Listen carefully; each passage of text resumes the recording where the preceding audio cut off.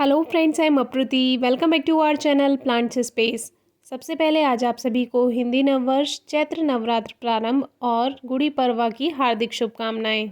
हिंदी साल का पहला दिन है और पहले दिन क्यों ना खूबसूरत फूलों से शुरुआत की जाए, तो आज आप सभी का फेवरेट प्लांट लेकर आए हैं जो है क्लाइंबिंग रोज़। ये पिंक क्लाइंबिंग रोज़ है जिसको हिंदी में लता गुलाब कहते हैं और ये केवल साल में एक बार ही फूल देता है। हमारे पास काफ़ी कमेंट्स आते हैं हमारे प्लांट पे फ्लावर्स नहीं आ रहे हैं, तो ऐसा इसीलिए क्योंकि ये केवल साल में एक ही बार फ्लावर्स देता है। और पास ही में लगा हुआ है चिली हिबिस्कस जिसको मिर्ची वाला गुड़हल भी कहते हैं। ये इतने सारे फूल देता है कि अगर आपको फूलों वाला पौधा चाहिए जो आपको बहुत सारे फूल दे, तो ये मिर्ची वाला गुड़हल आपके लिए सही रहेगा। तो इसको कटिंग से भी ग्रो कर सकते हैं। तो आ जाते हैं अपने टॉपिक पर। ये ब्यूटीफुल पिंक रोजेज़ आप सभी को बहुत पसंद आते हैं क्योंकि एक तो ये थोड़े डिफरेंट होते हैं। बेल वाला गुलाब आमतौर पर देखने के लिए नहीं मिलता है, इसीलिए हमारे पास काफ़ी कमेंट्स भी आते हैं कि आप हमें ये प्लांट भेज दीजिए या इसकी कटिंग भेज दीजिए। बहुत से व्यूअर्स तो यहाँ तक कहते हैं कि हम आपको पेमेंट भी कर देंगे, प्री पेमेंट कर देंगे, आप कटिंग भेज दीजिए। लेकिन आप खुद ही सोचिए, आप इसकी प्रीवियस वीडियोस देखेंगे, उसमें आप कमेंट्स देखेंगे, उसमें आप उसके व्यूज़ देखेंगे, लाखों की संख्या में व्यूज़ हैं। तो आप खुद ही सोचिए, क्या लाखों लोगों को कटिंग्स भेज पाना या प्लांट्स भेज पाना पॉसिबल है? बिल्कुल भी पॉसिबल नहीं है। इसीलिए हम सबको मना करते हैं। और आप भी कभी कमेंट ना किया कीजिए कि ये भेज दीजिए प्लांट, वो भेज दीजिए। ये नर्सरी में मिल सकता है और आप नर्सरी में बोल दीजिए उनको कि आपको ये वाला प्लांट चाहिए, तो हो सकता है नर्सरी वाले भैया प्लांट मंगा कर दे दे। तो ये गुलाब की बेल कुछ यहाँ से शुरू हो रही है और देखिए ये यहाँ से इसकी स्टेम है। ये एक प्लांट नहीं है, ये अभी 2-3 पौधे बन चुके हैं, 3-4, जो कि ये मल्टीप्लाई हो जाते हैं सकर से। अभी इसकी एक और रूट हम आपको दिखाएंगे कहाँ तक पहुँच गई है। यहाँ पे ये हमने टेक्सास की कटिंग्स लगा दी थी, उनमें भी ग्रोथ है। अभी कल ही इसकी वीडियो शेयर की है, आप डिस्क्रिप्शन बॉक्स में वीडियो चेक कर सकते हैं। तो इस तरह से ये जगह जगह अपने आप से नए नए पौधे बन जाते हैं।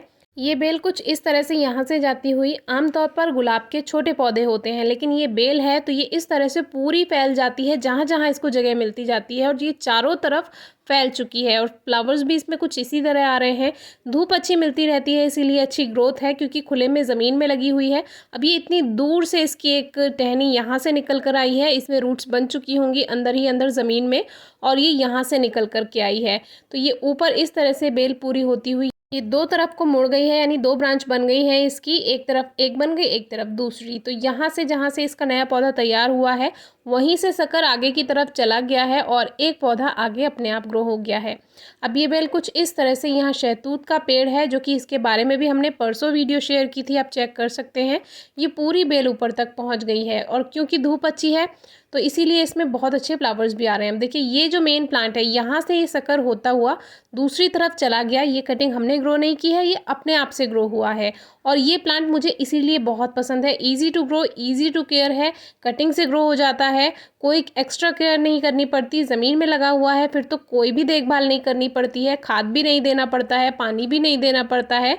और यहाँ से इस तरह से देखिए ये ग्रोथ करती चली गई है। शहतूत के पेड़ के पास इसे सपोर्ट मिल गया। बस इस प्लांट की एक ज़रूरत है कि इसको सपोर्ट चाहिए। सपोर्ट ऐसा कि क्योंकि ये ग्रोथ करेगी, फैलने के लिए जगह चाहिए, तो इस तरह से इसको कोई अगर पेड़ होगा तो वहाँ तक इसकी बेल फैलती हुई चली जाएगी। अब फूल जो हैं इसके 2 तरह से आ रहे हैं। जो पूरी धूप में लगे हुए हैं उनका कलर थोड़ा सा फेड हो गया है, लाइट कलर हो गया है, और जो थोड़े छुपे हुए से हैं वो लाइट पिंक कलर के हैं। मतलब कि दोनों में आप कंपेरिजन कर सकते हैं, एक लाइट शेड है, एक थोड़ा डार्क शेड है। वैसे नॉर्मल कलर इसका पिंक ही है और इसमें बंच में फ्लावर्स आते हैं कुछ इस तरह से। और ये सभी को, जितने मेरे चैनल पे सारे व्यूअर्स हैं, उन सभी को ये प्लांट बहुत पसंद आता है और सबका मन करता है कि सबको ये पौधा मिल जाए। तो ये नर्सरी में मैंने कहीं कहीं पर देखा भी है। 7 लीव्स का प्लांट है, किस तरह से पहचान करनी है इस पर एक वीडियो हमने शेयर की हुई है। और ये प्लांट पॉट में इतनी अच्छी ग्रोथ नहीं कर पाता है जितनी अच्छी ये ज़मीन में करता है।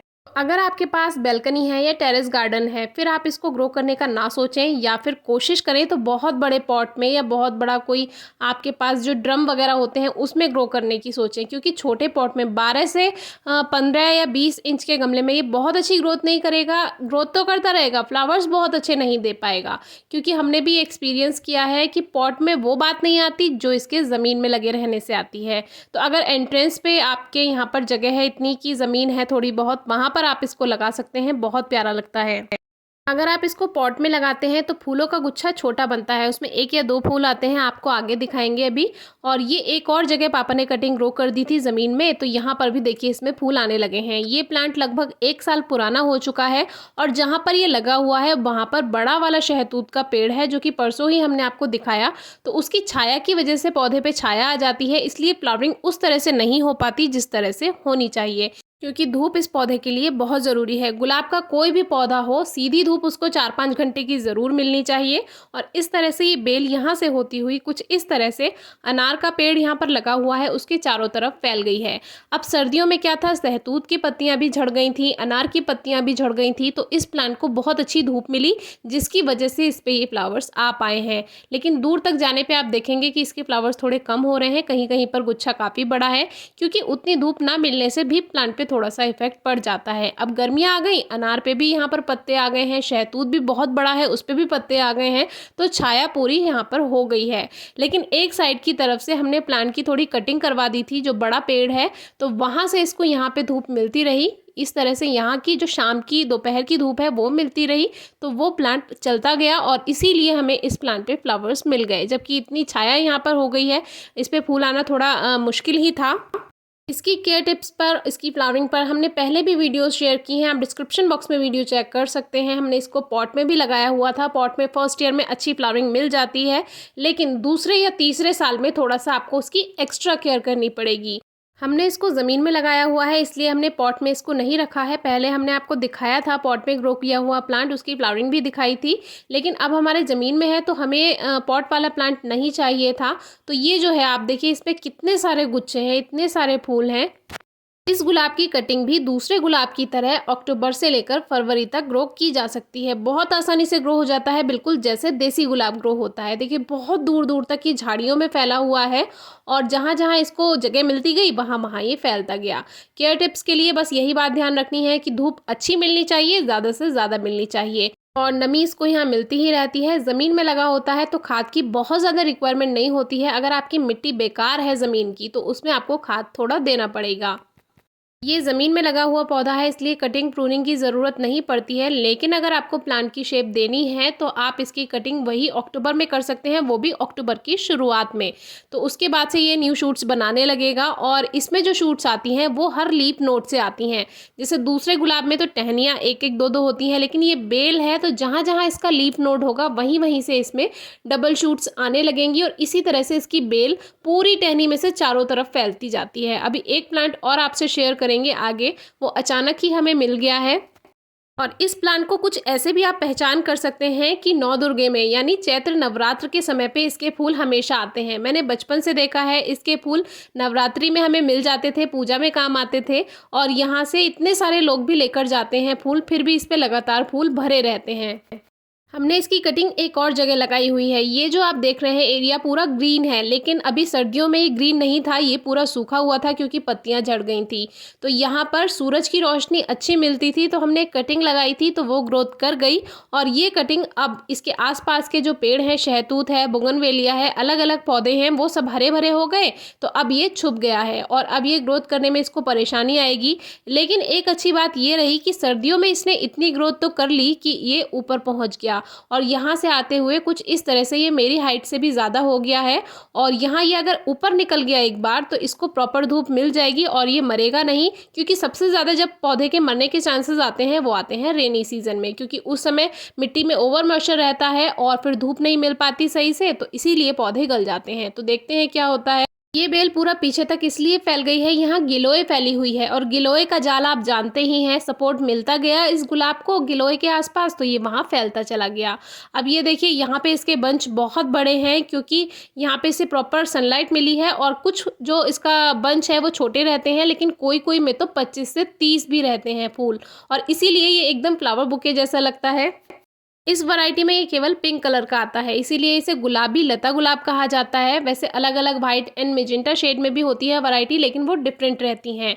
अब ये एक पॉट वाला प्लांट है, इसमें देखिए कितनी दूर दूर 1-2 फूल आए हुए हैं। ये कहीं और लगा हुआ है और आप देखिए कि 1-2 फूल ही इसमें दिखेंगे, बंच नहीं बना हुआ है। ऐसा ही होता है पॉट वाले प्लांट में, उसके लिए अलग से वीडियो शेयर करेंगे।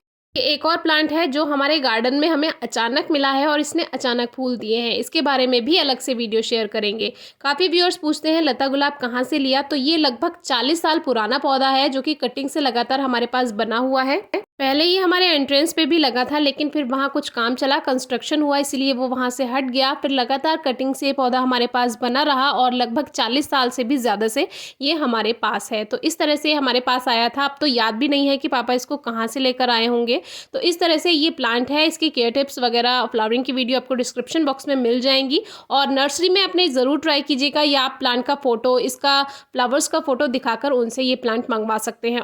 और हमारा कटिंग या प्लांट भेज पाना कुछ भी पॉसिबल नहीं होता है, इसीलिए आप बार बार कमेंट ना करें कि आप हमें प्लांट भेज दीजिए। कोई क्वेरी हो तो ज़रूर पूछिएगा। Thank you.